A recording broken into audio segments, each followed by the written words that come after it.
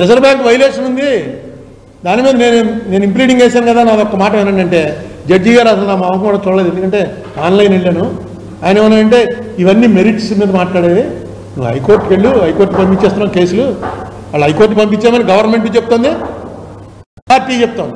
Same opposition ruling party కలిపి AP government చేసినట్టుగా AP reorganisation. ఇక్కడ వీళ్ళిద్దరూ కలిసిపోయారు. ఇదే మనం ఒత్తుకుంటున్నాం. నేను ఎందుకు వేయవలసి వచ్చింది? గవర్నమెంట్ లేవు. ఆ జగన్ ఉన్నప్పుడు కూడా ఫస్ట్ జగన్కి రాసిన లెటరే ఈ కేసు చూడవయ్యా బాబు అని రాశాను. ఆయన కూడా 2 ఏళ్ళు టైం తీసుకున్నాడు వచ్చి సపోర్ట్ చేస్తూ వేయడానికి. ఎందుకో మరి అది రామోజీరావు గారు అదృష్టమో ఏంటో, ఆయన చనిపోయాడు, కానీ చనిపోవడం ద్వారా ఆయన విజయం సాధించాడు. ఎందుకంటే క్రిమినల్ కేసులు చచ్చిపోయిన వాళ్ళ మీద ఉండవు, కానీ పెనాల్టీ ఉంటుంది. పెనాల్టీస్ రిజర్వ్ బ్యాంక్ వసూలు చేయాలి. ఇప్పుడు నేను వేయాలంటే మళ్ళీ రిజర్వ్ బ్యాంక్ని, ఆంధ్రప్రదేశ్ని, తెలంగాణని పార్టీలు చేసి మళ్ళీ వేయాలి. మళ్ళీ వేయచ్చు. అయితే దానికి ఎన్నాళ్ళు పడుతుంది అని నేను చెప్పాను. నేను రాలేనే బాబు, ఇంక తిరగలేను. 43 సార్లు వెళ్ళాను 5 ఏళ్లలో ఈ రామోజీరావు గారి కేసు గురించి. ఎందుకంటే పార్టీ ఇన్ పర్సన్ నేనే వెళ్ళి నిలబడాలి. నిన్న చూడండి, నేను కనబడితే 2 నిమిషాలు ముందునేమో. ఆన్లైన్ వెళ్ళేటప్పటికి సరిగ్గా కనబడలేదు ఆయన. అసలు అటే కెమెరా కేసే చూడలేదు. లేదు వెళ్ళి నువ్వు హైకోర్టులో చెప్పుకో అన్నాడు ఆయన. మనం చెప్పుకోవాల్సి వస్తే హైకోర్టులో చెప్పుకో, ఇక్కడ పంపించేస్తున్నాం హైకోర్టుకి. ఎందుకంటే వాళ్ళ గొడవ వాళ్ళది 100 కేసులు ఉంటాయి. నాది మన హైకోర్టులో చెప్పిన ఆర్గ్యుమెంట్ కూడా ఏం చెప్పానంటే, రిజర్వ్ బ్యాంక్ వాళ్ళు చెప్పారు ఎన్ని కోట్లు కట్టవలసి అంత చదివాడు, అంత సీనియర్ అడ్వకేట్ రవిచంద్రన్. నేనేం చెప్పానంటే, నాకు ఫైన్ కడతారా, ఇంకోటి కడతారా, ఏం కాదండి, నాకు సంబంధం లేదు. రిజర్వ్ బ్యాంక్ గవర్నమెంట్లు తెలుసుకోవాలి.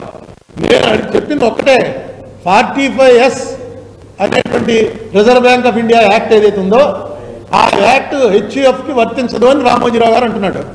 వర్తిస్తుంది అని నేను అంటున్నాను. రిజర్వ్ బ్యాంక్ వచ్చి వర్తిస్తుంది అంది. దాని మీద చెప్పండి. వర్తిస్తుంది అన్న తర్వాత ఏం చేయాలని అవి చూసుకుంటా ఇన్స్టిట్యూషన్స్. నేను వేసిన కేసు ఇది. నేను ఎంతకే పరిమితం.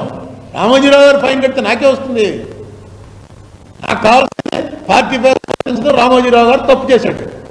చాలా మంది చేస్తున్నారు తప్పు, కానీ రామోజీరావు గారు లాంటి మనిషి మీద కూడా కోర్టు ఎవరైనా సరే, ఎంత గొప్పవాడైనా సరే అని అనిపించాలని నా తాపత్రయం. అయ్యో, ఇంకొక ఆయన అయితే నాకు ఈ జడ్జిమెంట్ పంపిస్తే, నా ఫ్రెండ్ ఒక అతను అమెరికాలో ఉన్నాడు, హార్వర్డ్ యూనివర్సిటీ అడ్వకేట్ అతను అన్నాడు, ఒక థీసిస్ సబ్మిట్ చేయి, దిస్ డిజర్వ్స్ డాక్టరేట్, PhD వస్తుంది నీకు. దీంట్లో ఇమీడియట్గా ఫస్ట్ నుంచి లాస్ట్ వరకు యాజ్ ఎ కంప్లైనెంట్ కేసులో ఎలా టర్న్లు తీసుకున్నాయి, ఎన్ని కేసులు వేశారు, ఎన్ని రకాల టర్న్ తీసుకుంది, ఈ మొత్తం ఒక థీసిస్ తీసుకుని ఇమీడియట్గా నువ్వు సబ్మిట్ చేయి. కోర్టు కాదు, ఇది ఉండిపోతుంది చరిత్రలో.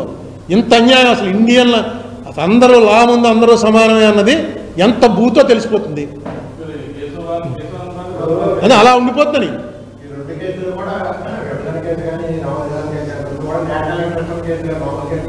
ఇది మీకు విభజన కేసు అనేది అదండి, విభజన కేసు అనేది అయిపోయింది. విభజన కేసు అనేది కేసు లేదు, వింటే అయిపోయింది.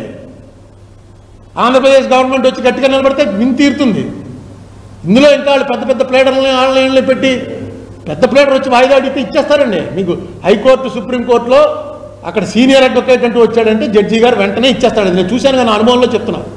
వాళ్ళకు కూడా ఎలా ఉంటుంది జడ్జిలకి చెప్పాను ఇంతకుముందు, తలనొప్పి. కాశ్మీర్లో ఎవరన్నా అరెస్ట్ చేశారంటే కేసు అవుతుంది, అది వింటాడు. ఇద్దరు నేను కాశ్మీర్లో వాళ్ళని అరెస్ట్ చేశారు, అన్యాయంగా చేశారు, లోపల పెట్టారు, హెబియస్ కార్పస్ మూవ్ చేస్తే చేయలేదు, అది చేయలేదు అన్నీ వింటాడు. యువతలో వాయిదా వేసాం. తర్వాత కేసు, మా ఆవిడ నాకు విడాకులు ఇచ్చిందండి, నన్ను ఏమో నా మీద రెడ్ అలర్ట్ పెట్టారు, అది నెక్స్ట్ కేసు. దాని తర్వాత కేసు వస్తుంది, మా ఆవిడకి పావు గరిచింది, పావు గరిస్తే మున్సిపాలిటీ వాళ్ళు ఏం చేయట్లేదేంటి. ఎలా ఉంటుందో జడ్జికి ఉండే బాధ జడ్జికి ఉంటుంది. వదిలిపోతే బాగుండరా. ఆఖరికి విడాకుల కేసులన్నీ సుప్రీంకోర్టుకి వెళ్ళిపోతున్నాయి. ఏం చేస్తాం? అన్నీ మనం ఏం తెలియకుండా జరుగుతుంది అనుకోకండి. మొన్న నాకు విజయమల్లయ్య ఇది చూసిన తర్వాత, విజయమల్లయ్య ఒక ఇంటర్వ్యూ ఇచ్చాడు బ్రాడ్కాస్ట్. అది చూసిన తర్వాత నాకు అర్థమైంది ఏంటంటే, మనకు బయట ఉన్నటువంటి ఈ లిస్ట్ ఉన్నారు చూసారా, విజయమల్లయ్య వీళ్ళందరినీ వీళ్ళు మూవ్ చేస్తుంటారు.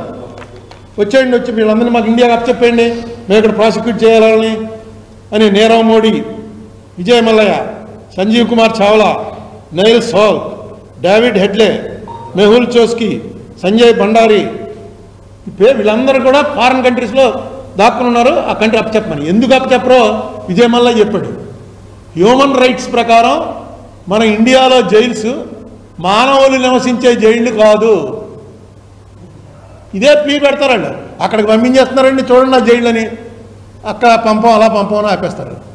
ఎందుకంటే హ్యూమన్ రైట్స్ ప్రకారం వీళ్ళు అలాంటి జైలు అంటే మన వాళ్ళు మన జైళ్ళల్లో ఉన్న వాళ్ళు ఎవరో కూడా మనుషులు కాదనమాట. హ్యూమన్ రైట్స్ ప్రకారం చేయమని. ఇప్పుడు ఈ బెయిల్ ఇది ఉంది, మొన్న చంద్రబాబు నాయుడు గారు అనేటప్పటికి ఏసీ పెట్టారు, టాయిలెట్ కట్టారు. అలాగే మిథున్ రెడ్డి వచ్చాడు, అతనికి ఏసీ పెట్టారు, టాయిలెట్ కట్టారు. వీళ్ళందరూ అక్యూజ్డ్, అంటే ముద్దాయిలే కానీ నేరస్తులు కాదు. అసలు మీరు ప్రతి జైల్లోనూ ఒక చిన్న 5 స్టార్ లాడ్జ్ ఎందుకు కట్టకూడదు? కట్టి డబ్బు కడితేనే అందులో ఉంచుతామనండి. రేటు రూమ్ 10,000 రోజుకి, 10,000 ఇస్తే నువ్వు అందులో ఉండొచ్చు. ఎందుకంటే నిన్నేమి శిక్షగా రాలేదు, లోపలికి రిమాండ్లో వచ్చావు. మాకు పూర్వం మన సెంట్రల్ జైల్లోనే ఎంటర్ అవుతుంటే రైట్ సైడ్ సిడి యార్డ్ అని ఒకటి ఉండేది. సిడి యార్డ్ అంటే సివిల్ డెటెన్యూ వార్డ్. అందులో ఏంటంటే మీరు బాకీ ఎగ్గొట్టేశారనుకోండి, డబ్బు ఇవ్వట్లేదు అనుకోండి, నా దగ్గర ఏం లేదంటున్నారు అనుకోండి, కోర్టు వారు వారిని అరెస్ట్ చేసి జైలుకి పంపించేస్తారు. వాడు ఎంతకాలం లోపల ఉంటాడో అంతకాలం ఎవడు పెట్టించాడో వాడే డబ్బు కడుతుండాలి. దానికి ఏదో రేటు ఉంటుంది. ఆ డబ్బు కట్టడం ఒక రోజు లేట్ అయిందనుకోండి, తలుపు తీసి వెళ్ళిపోబాబు అని పంపించేస్తారు. ఉండేది సిడి యార్డ్. మరి ఇప్పుడు ఏమైందో తెలియదు అది.